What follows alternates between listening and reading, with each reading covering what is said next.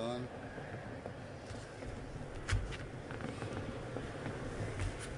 अल्लाहु अकबर, अल्लाहु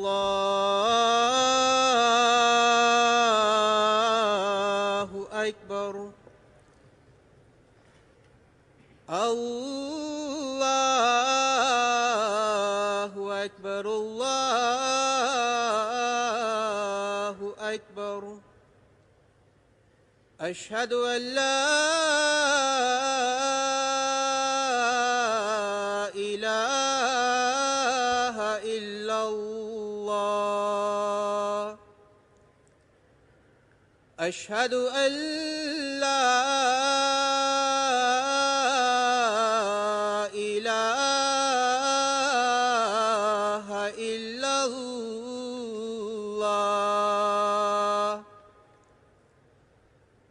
अशहदु अन्ना मुहम्मदर रसूलुल्लाह।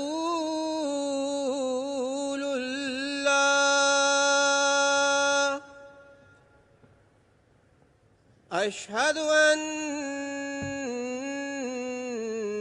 मुहम्मदर रसूलुल्लाह।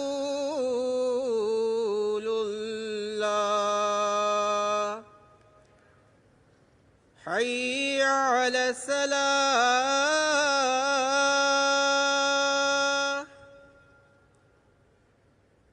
हय्य अला सलाह,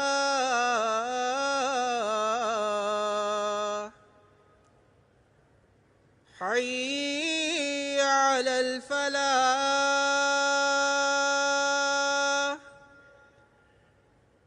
हय्य अलल फलाह।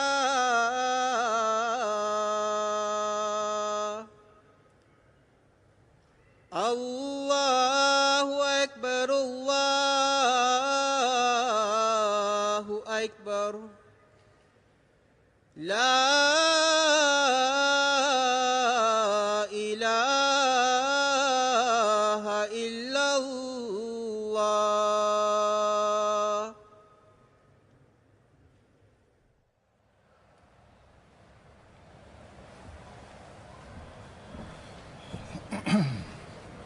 अस्सलामु अलैकुम रहमतुल्लाह।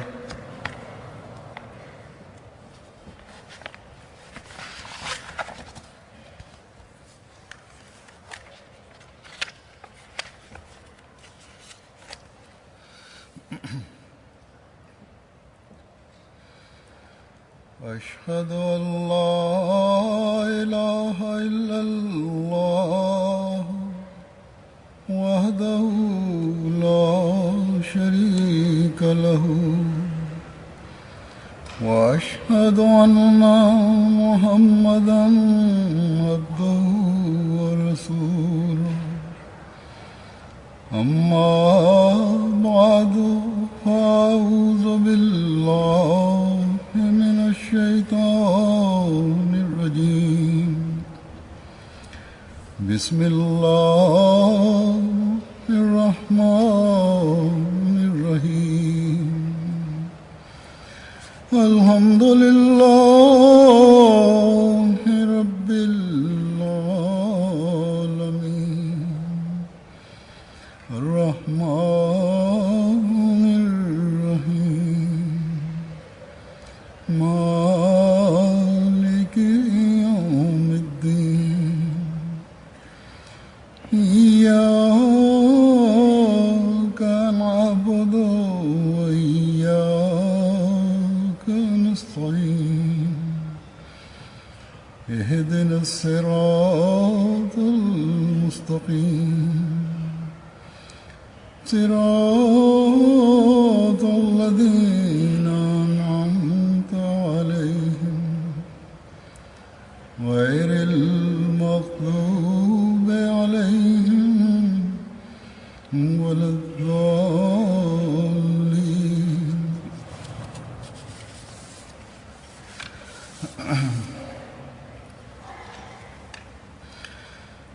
अल्लाह ताला के फजल से जमात अहमदिया जर्मनी को आज से hutuba hii ya halifa mtukufu ni ya tarehe 28 ya Juni 2013. Halifa mtukufu yadahullah taala ibn Aziz anasema kwamba jumuiya ya Germany kwa fadhili za Mwenyezi Mungu inaanza mkutano wake wa mwaka kuanzia leo, na mkutano huu utaendelea siku 3. nchi kadhaa za dunia pia zinasherekea mkutano wa mwaka wao, hasusan Marekani, Kababir. Maamir wa nchi hizi zote mbili waliomba kwamba katika siku hizi mkutano wetu pia unafanywa. Kwa hivyo mkutano wetu pia utajwe. Hazuru anasema Marekani labda itakuwa asubuhi sana, na Kababir pia labda wakati wa Ijumaa imeshapita.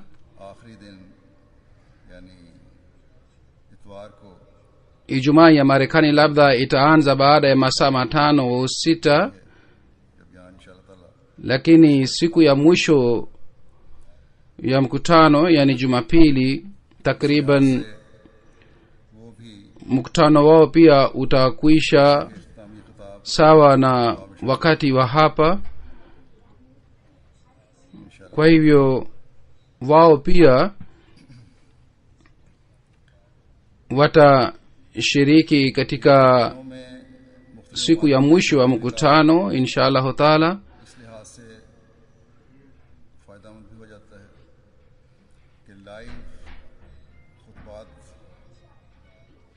Kufanyika kwa mikutano katika siku moja inakuwa na faida hii pia, kwamba kwa sababu ya hutuba inayotolewa moja kwa moja katika nchi mbalimbali, wanajumuiya wanaojumuika wanapata faida kutoka katika hutuba ile,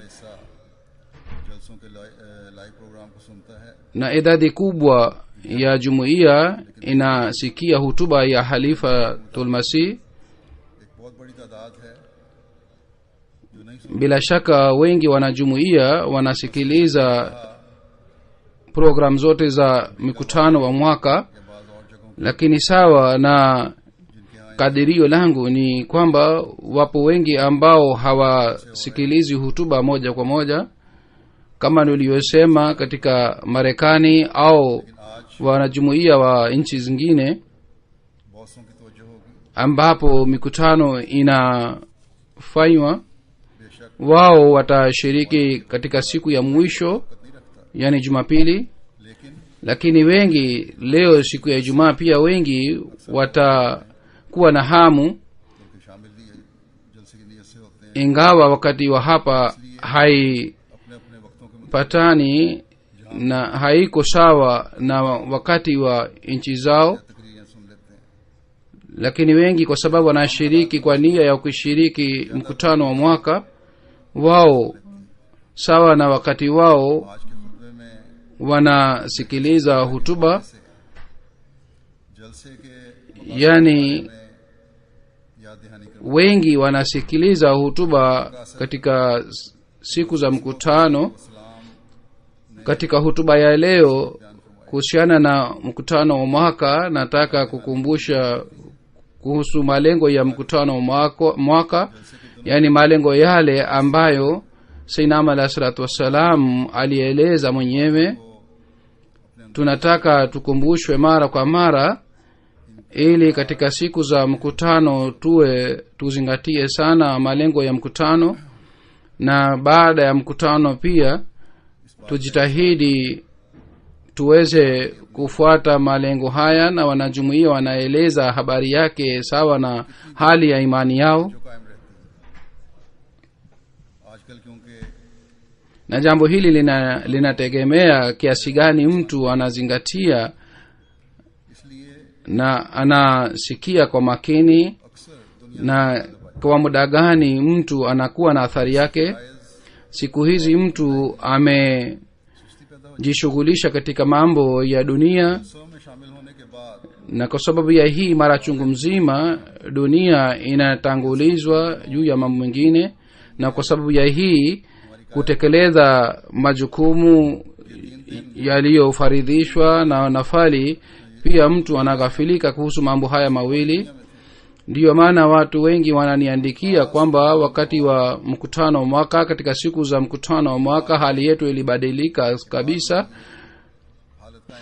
Katika siku hizi tatu tulijiona kwamba tupo katika dunia ingine tofauti. जो जलसे के दिनों में गालिब होते हैं। Tuombee hali yetu hii ibaki katika siku za usoni pia. Hazuru anasema hii ndiyo ni hali ambayo inapatikana wakati wa mkutano wa mwaka au siku za mkutano wa mwaka, बात तो जलसे na athari yake inaonekana juu ya kila anayeshiriki. और ये भूल जाएंगे Sawa na hali ya imani ya kila mtu, athari hii inaonekana. Wengine mara baada ya mkutano wa mwaka wanasahau waliosikia, अपने खुदा से अहद किए थे कि इन नेकियों को जारी रखेंगे।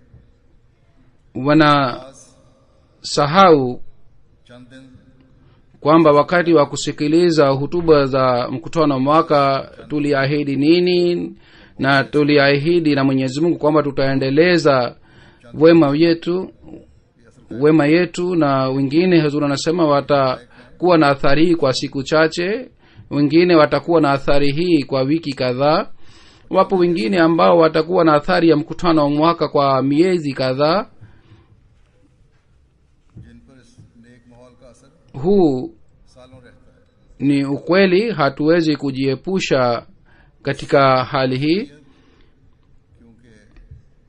क्योंकि Wapo wengine ambao watakuwa na athari ya mkutano kwa miaka na miaka, नसीहत फरमाने का भी फरमाया है, नसीहत करने का भी फरमाया है। बार बार basi wengi kwa sababu wanakuwa na athari kwa muda mfupi. Ndiyo maana Mwenyezi Mungu amesema nasaha zitolewe mara kwa mara, watu wakumbushwe mara kwa mara, na amesema उनको अपने hali ya aina hii ipatikane ambamo waaminio wanakumbushwa mara kwa mara kuhusu majukumu yao, kuhusu imani yao. Iendelee kuwakumbusha kuhusu kuzingatia vitendo vyao, ili mradi Sayyidina alayhi salatu wasalam alitufanyia ihsani kubwa sana kwa kuanzisha mkutano wa mwaka. और जिम्मेदारियों की तरफ Katika mkutano wa mwaka tunapata hali ya kurekebisha pamoja, na tunapata hali ya kiroho katika siku hizi. Vile vile tunakumbuka majukumu yetu. और इसकी गर्ज Basi kama nilivyosema, sasa hivi nitaeleza malengo ya mkutano wa mwaka, पता चलता है कि आप जलसा पर आने वालों को कैसा देखना चाहते हैं।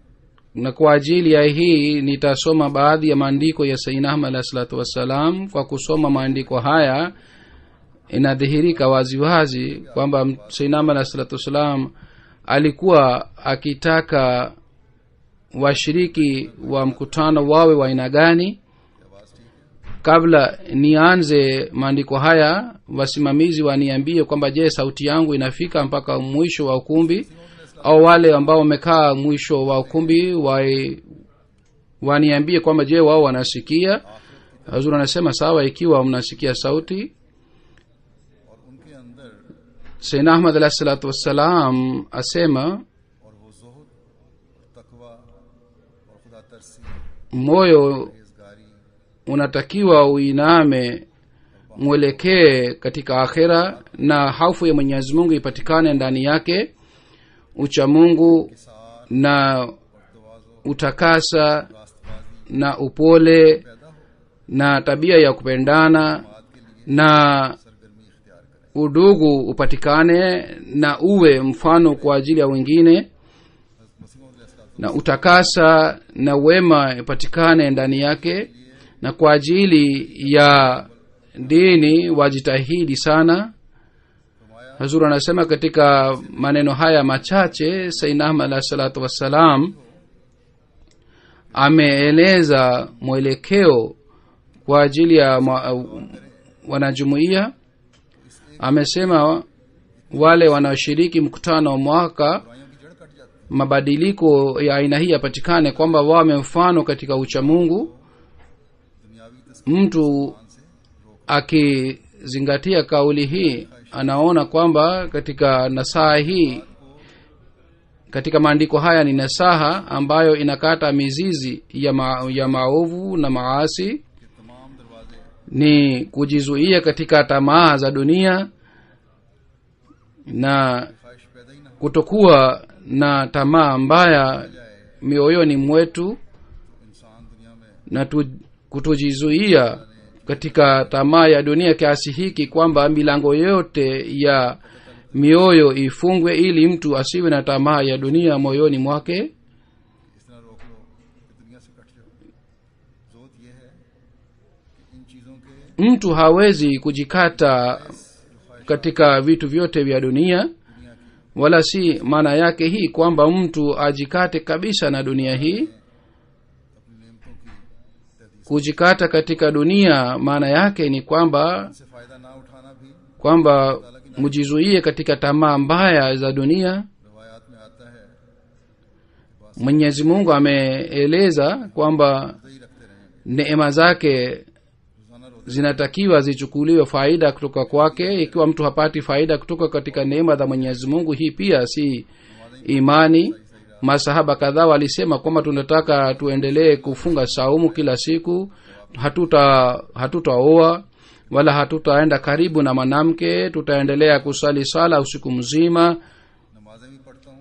Mtume sallallahu alaihi wa alihi wasallam alipopata taarifa yake alisema, mimi ninafunga na ninafuturu pia, ninaswali swala na nalala pia usiku, वो मुझ में से नहीं है। nafanya kazi za dunia pia na kazi ya nyumbani pia, na nimeoa wanawake pia. लोगों की निस्बत खुदा ताला से ज्यादा डरता Basi yule ambaye है और अपनी ख्वाहिशात atakayeenda mbali katika suna yangu si miongoni mwetu. Na akasema, kumbukeni kwamba mimi ninamwogopa Mwenyezi Mungu zaidi kuliko nyinyi, ये है कि सिर्फ दुनियावी ख्वाहिशात na ninaweka matamanio yangu yote chini ya ridhaa ya Mwenyezi Mungu. Basi maana yake ni hii kwamba uchamungu halisi ni kwamba और एतदाल के अंदर रहते tamaa za dunia isiwe lengo la maisha, bali इन दुनियावी चीजों से फायदा उठाओगे kitu ambacho ni kizuri katika dunia hii muipokee, na kwa kuzingatia ridhaa ya Mwenyezi Mungu mupate faida kutoka katika vitu vya dunia na neema za dunia. Na hii ndiyo ni zuhudi, yani uchamungu. फिर तुम्हारा जलसा Baada ya kuja hapa katika nchi hizi, kwa sababu ya uhuru wa nchi hizi za magharibi, इस्लाम की बैत में आना भी isije ladha ya dunia iwavute upande wake. Ikiwa mnayo tabia hii, kuja kwenu mkutanoni haina maana yake wala haina faida yake, na kujiunga na Sinama alayhi salatu wassalam pia haina faida yake. तकवा यही Kwa hiyo Sinama alayhi salam akasema, mnatakiwa mjikate mbali katika dunia. कोई ऐसा काम Mtakapokuwa na hali hii, basi mtatambua uchamungu. से नाराज हो जाए। Uchamungu ni nini? Uchamungu ni huu kwamba kuwa na haufu kila wakati kwamba nisifanye kazi ya aina hii ambayo नाराजगी kwa sababu ya ile kazi Mwenyezi Mungu anakasirika, तभी हो सकता na haufu ile isiwe kwa sababu ya kupata adhabu, bali haufu ile inatakiwa iwe kwa sababu ya hii kwamba kama mtu anaogopa isije rafiki yake akasirike जब kwa sababu ya amali yake, जाती ताल्लुक हो na mapenzi ya Mwenyezi Mungu yawe juu ya mapenzi ya kila kitu. Na hali hii inaweza kupatikana wakati mtu ताला की जात हो anakuwa karibu na Mwenyezi Mungu na anakuwa जिसे हम में से हर एक को na elimu ya Mwenyezi Mungu, wakati malengo yake yanakuwa Mwenyezi Mungu tu. इस मयारे तक Basi hii ndiyo ni hali kila mmoja wetu anatakiwa ajitahidi apate katika maisha yake. Sayyidina Ahmad alayhi salatu wassalam फरमाते हैं कि अपनी जमात की खैर खाई के लिए alitukumbusha na alitupatia nasaha ili tupate hali hii ya uchamungu. sainam alah salatu wassalam anasema kwa ajili ya hairi ya jumuiya yangu inaonekana से अल्लाह ताला राजी नहीं होता। ni vizuri nasaha zitolewe, अल्लाह ताला फरमाता है kwa sababu jambo hili kwa ajili ya mwenye akili माल्लज़ीना तक़वा वल्लज़ीना हुम मुहसिनून। mwenyezi mungu hawezi kuridhika na mtu ikiwa hana uchamungu. mwenyezi mungu anasema inna allaha maa allazina taqaw wallazina hum muhsinun, जमात के अफराद को bila shaka mwenyezi mungu yupo pamoja nao ambao wanamcha mwenyezi mungu na wanafanya ihsani. ये इस वजह से है कि ज़माने के मामूल की basi आकर wanajumuia wanapopewa nasaha mara kwa mara kuhusu hii ni kwa sababu ya hii kwamba baada ya kujiunga na imamu wa zama hii, sisi tunapodai na tunapotangaza kwamba sisi ni wale ambao kwa sababu ya bayati hii ya imamu wa zama hii mwenyezi mungu ameridhika, au tumefanya bayat kwa sababu ya hii ili tumridhishe mwenyezi mungu na tujitahidi kufuata amri zote za mwenyezi mungu, पर अमल नहीं, तो ये दावा महज दावा होगा। अगर हमारा कदम तकवा की तरफ नहीं बढ़ रहे, ikiwa sisi hatufuati jambo hili ये आयत जो हज़रत katika hali hii madai yetu yatakuwa madai tu bila kuwa na vitendo. तकवा की वजाहत ikiwa sisi hatupigi hatua kwenye uchamungu, basi katika hali hii madai yetu ni madai tu. और मौसम के मानी aya ile ambayo sinama alah salatu wassalam aliyoeleza inaeleza kuhusu uchamungu kwamba uchamungu ni wa wale ambao wanafanya ihsani. और ये इल्म mwenye ihsani ni yule ambaye anawatendea vizuri wengine, बस देखें ambao wanajali hali ya watu wengine, ambao wanakuwa na elimu ya uchamungu, पहले ज़ुहद की तरफ तवज्जो दिलाई, na elimu hii inawaelekeza katika njia za uchamungu. रज़ा के basi angalieni तकवा इख्तियार कर angalieni uzuri wa maandiko ya sinama alah salatu wassalam. kwanza alikumbusha kuhusu zuhud, साल पेश फरमाई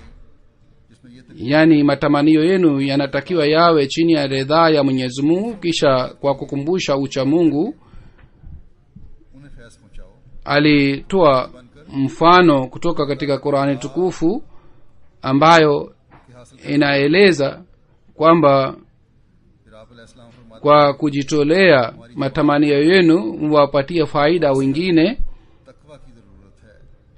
na hili mtapata ridhaa ya mwenyezi mungu, ऐसे शख्स na hivi mtapata ridhaa ya mwenyezi mungu. sainam alah salatu wassalam anasema zaidi, जिसका दावा jumuiya yetu inataka hasa uchamungu जो ख्वाह किसी किस्म के बोझ kwa sababu wanaungana na mtu तला थे, na ऐसे ही रूबत wamefanya bayati ya jumuiya ambaye amedai kuwa mjumbe wa mwenyezi mungu, अलैहिस्सलाम ili wale watu wapate okovu katika husuda na katika bughudha, ऐलान कोई मामूली hata kama zamani walikuwa katika hali hii wapate okovu katika hali hii. फरमाया जो करते हो तुम sainam alah salatu wassalam kwa kutangaza tangazo la bayat alisema kwamba tangazo hili la bayat si tangazo la kawaida.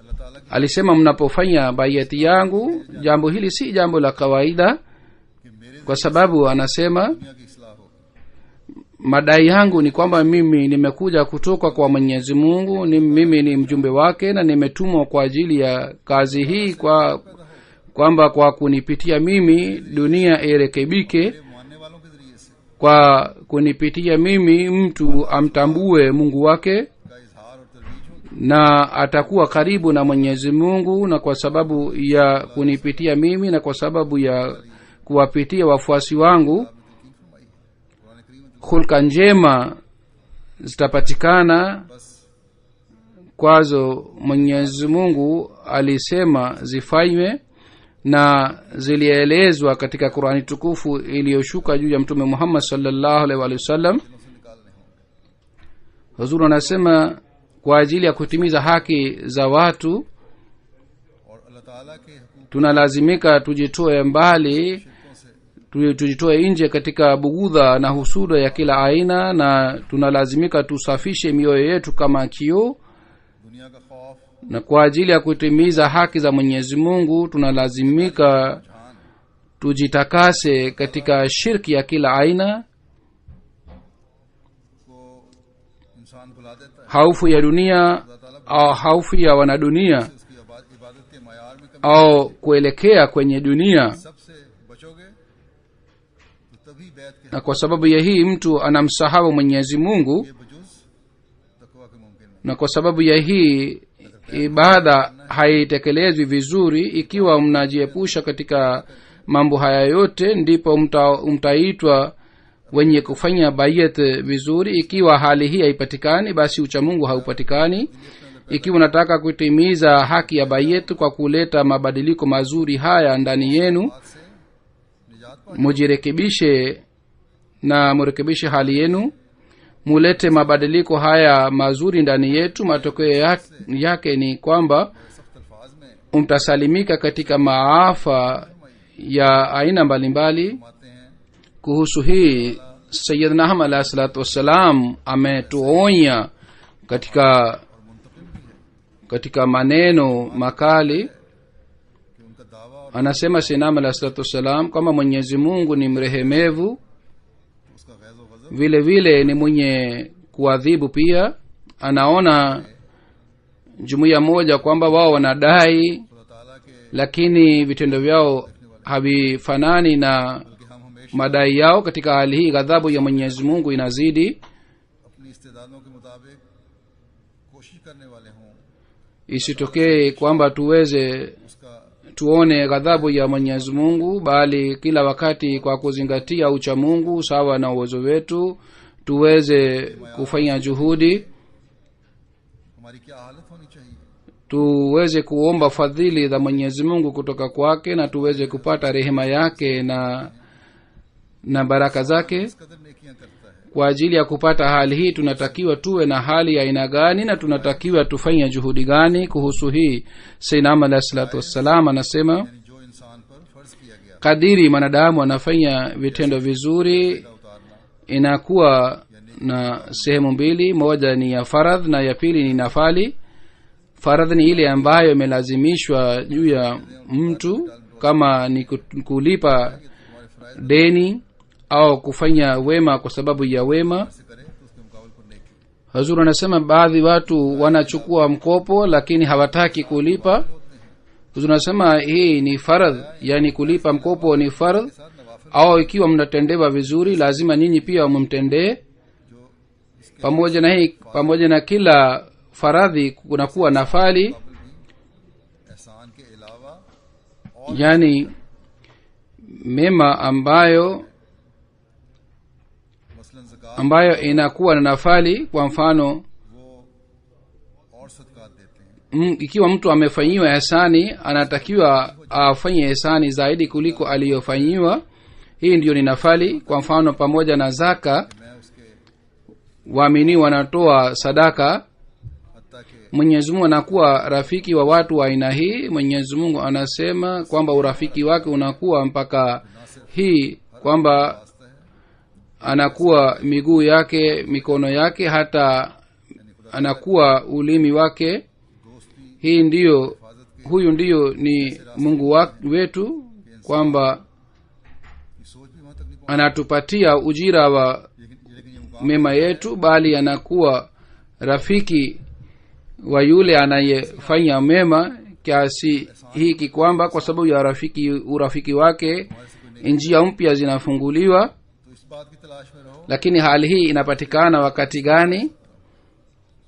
Hali hii inapatikana wakati ikiwa mnafanyiwa ihsani, nyinyi pia mfanye ihsani. Ikiwa mnatendewa mema, nyinyi pia muendelee kutafuta sababu na wakati wa kumfanyia mwema. पैदा हो जाए कि एक नेकी के बदले में दूसरा Mwaminio mkweli ni yule ambaye anafanya ihsani zaidi kuliko aliyofanyiwa ihsani. जो देने वाला हो, Hazur anasema ikiwa hali hii inapatikana katika jamii kwamba mtu anafanya mema zaidi kuliko mema aliyofanyiwa, इसके जवाब में पहला na ikiwa kila mmoja anazingatia jambo hili na anafanya hivi ऐसा मुआशरा जो है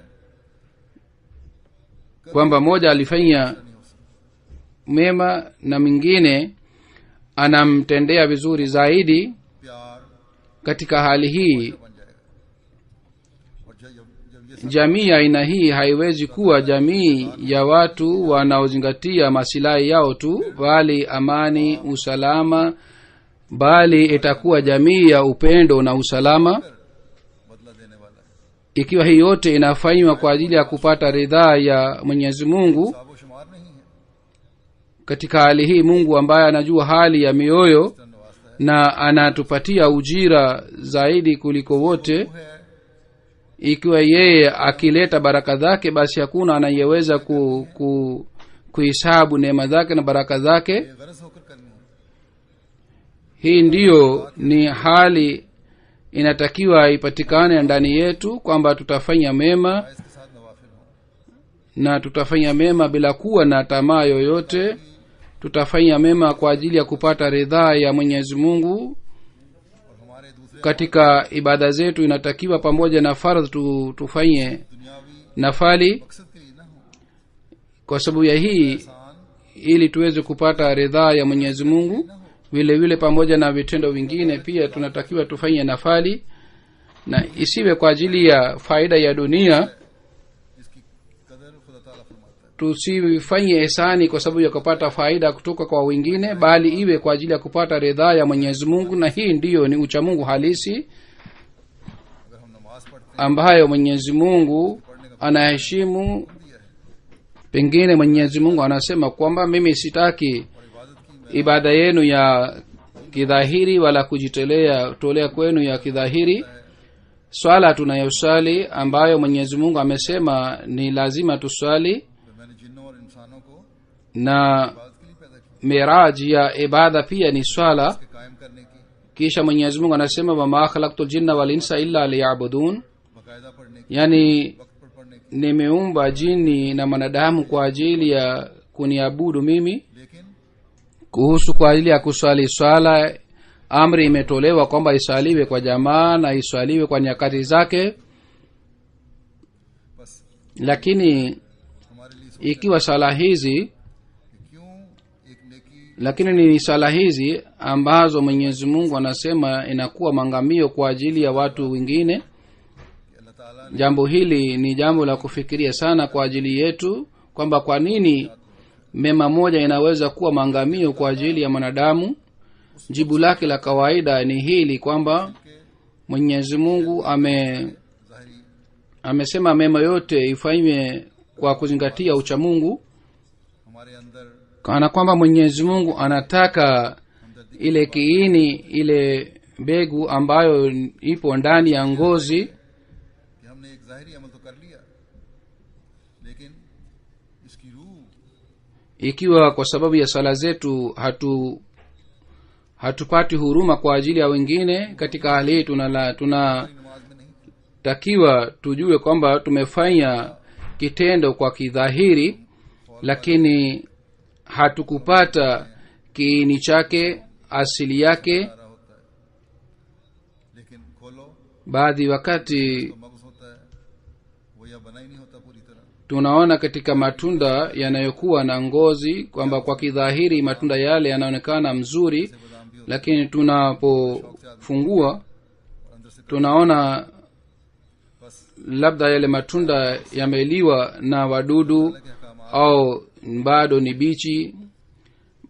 Baadhi wakati tunaona almond tunafungua, lakini को बचाना है, mbegu yake inakuwa chungu sana. अल्लाह ताला के यहाँ कबूल भी हो। और ये उस वक्त हो सकता है जब हमारे Sisi wakati wa kusali swala na kufanya ibada tunatakiwa tulinde mbegu na asili से ताल्लुक के ile ambayo inakubaliwa na Mwenyezi Mungu, na hali hii inaweza kupatikana wakati sala zetu na ibada zetu. जमात जर्मनी हर साल 4-5 मसाजिद zitaleta huruma के इफ्ताह का मौका भी मिलता है। ndani yetu au ndani ya mioyo yetu kwa ajili ya wanadamu wengine.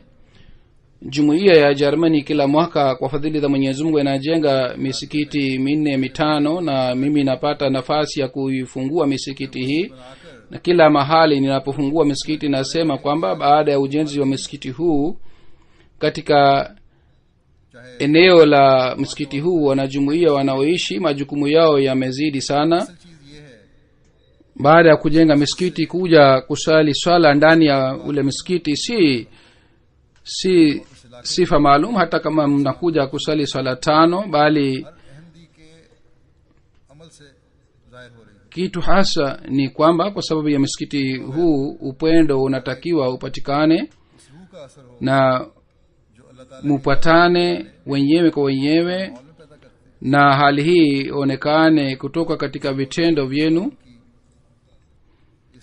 Kila mmoja ख्वाहिश का इजहार awe na athari हर अहमदी से ya ile roho ambayo inapatikana kwa sababu ya नर्म दिल wale wanaofanya ibada ya Mwenyezi Mungu, दिली वहाँ मोहब्बत और मुआखात में दूसरों के लिए नमूना बन जाए na ile hali ipatikane ndani ya kila mwanajumuiya aliyosema Sinama alayhi salatu wassalam kwamba और गैरों के लिए भी kwamba wanajumuiya wawe mfano katika upendo na katika udugu. के प्यार को Mfano huu wa udugu na upendo ni kwa ajili ya sisi wenyewe wanajumuiya, na vile vile ni kwa ajili ya wengine pia washuku wanajumuiya.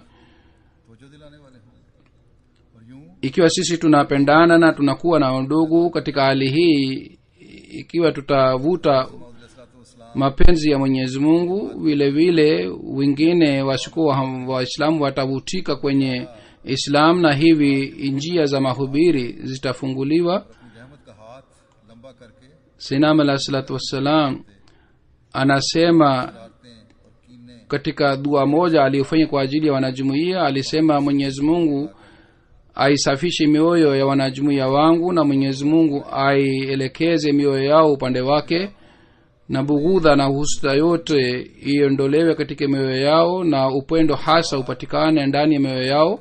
Mwenyezi Mungu atujalie tuwe warithi wa dua hii ya Sinam alayhi salatu wassalam. जो आपस की मोहब्बत Kisha katika maandiko yake niliyosoma mwanzoni, Sinam alayhi salatu wassalam alitukumbusha kuhusu unyenyekevu pia. गैरों की तवज्जो भी खींचता है। Hii pia ni अल्लाह ताला ने भी अपने बंदों amali ambayo inatuongeza katika tabia ya kupendana, na vile vile kwa sababu ya hii watu wanavutika kwenye jumuiya. Mwenyezi Mungu ameeleza alama za watumishi wake kwamba yamshuna ala larzi haunan, yani wanatembea ardhini kwa unyenyekevu. आपस में ताल्लुकात की Unyenyekevu unaleta ile hali ndani ya mwanadamu ambayo unamkaribisha karibu na Mwenyezi Mungu, na vile vile फिर आपने jamii pia inaboreka, na vile vile uhusiano pia unaboreka, na वाला mapenzi pia yanazidi kwa sababu ya hali hii. नेकियां भी जलाने वाली होता है। Kisha Sinam alayhi salatu wassalam ametukumbusha kuhusu ukweli, जान ले गोया कि उसने ingawa yule anaimcha Mwenyezi Mungu anafanya mema ya kila aina. Hii ndiyo ni sifa ya uchamungu, na yule ambaye anajua uhakika wa uchamungu kana kwamba amepata kila kitu, Kaul सदीद पर अल्लाह ताला ने खास तौर पर lakini inakuwa muhimu kuzingatia mambo mengine pia, अल्लज़ीना आमनु na yale mambo ambayo yanaongeza uchamungu. ए मोमिनो अल्लाह का तकवा Ndiyo maana Mwenyezi Mungu amesisitiza sana kuhusu ukweli. Amesema Mwenyezi Mungu, ya ayyuhallazina amanu taqullaha wa qulu qawlan sadida, enyi mliamini mcheni Mwenyezi Mungu बहरहाल na semeni ulio sawa, इस्लाम ने semeni kauli ulio sawa. खास तौर पर Madhumuni yake nilieleza katika wiki 2 iliyopita katika hutuba yangu. रूहानी तरक्की के लिए Ilmuradi Sinam alayhi salatu wassalam alieleza jambo hili hapa hasa kwa ajili ya wale ambao wanakuja kushiriki mkutano wa mwaka kwa ajili ya kuboresha hali yao, तो तभी आप kwamba wao waboreshe hali ya uchamungu wao na warekebishe hali yao. रास्तबाजी Hali hii itakapopatikana ndipo mtatimiza haki ya kuja mkutanoni, na kwa ajili ya hii kusema kweli अपनी सच्चाइयों के, na kusema kauli uliyo sawa ताकि जिस मकसद के लिए ni muhimu sana. Jambo hili ni muhimu sana na vile vile ni jambo la msingi. कि रास्तबाजी के मायार Basi muboreshe hali yenu ya kusema kweli ili muweze kupata malengo yenu. होगा तो हम हज़रत मसीह मौद अलैहिस्सलाम Wakati kila mwanajumuiya hali yake ya kusema kweli itakapoboreka, wakati huo athari itapatikana katika kauli yake. Wakati athari itakapopatikana katika kauli yake, दो अहम काम hivi tunaweza बंदे को kuwa pamoja nao wanaosambaza ताला से मिलाना। ujumbe wa sinama alah salatu wassalam. बनी नौ इंसान के हकूक Na mission aliyoleta sinama alah salatu wassalam ni ya aina mbili. Ya kwanza ni kumleta mwanadamu karibu na Mwenyezi Mungu, na ya pili ni kutimiza haki za wanadamu. पाक तब्दील Na kazi hizi zote mbili ni za aina hii पैदा करने का मुतालबा करते हैं। kwamba दुनिया को हम खुदा inataka uchamungu kutoka kwetu नहीं मिला सकते, na inatutaka tulete mabadiliko mazuri ndani yetu. उसका ताल्लुक कायम ना हो।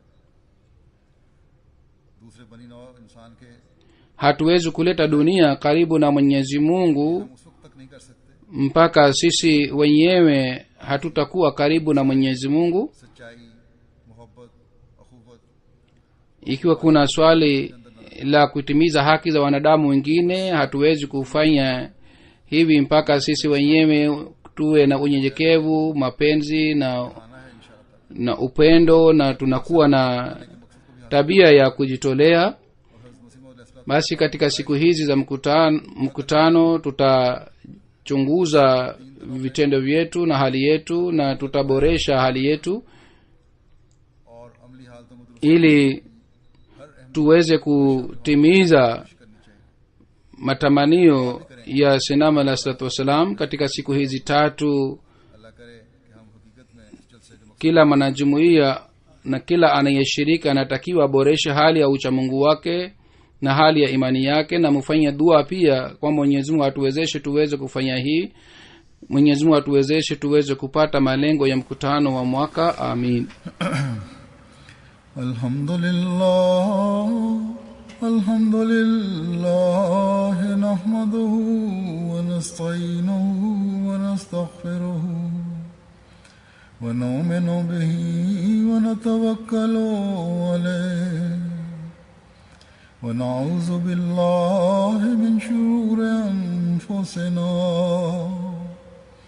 ومن سيئات أعمالنا من يهده الله فلا مضل له ومن يضلل فلا هادي له ونشهد أن لا إله إلا الله ونشهد أن محمدا عبده ورسوله عباد الله رحمكم الله إن الله يأمر بالعدل والإحسان وإيتاء ذي القربى وينهى عن الفحشاء والمنكر والبغي يعظكم لعلكم تذكرون اذكروا الله يذكركم وادعوه يستجب لكم ولذكر الله أكبر.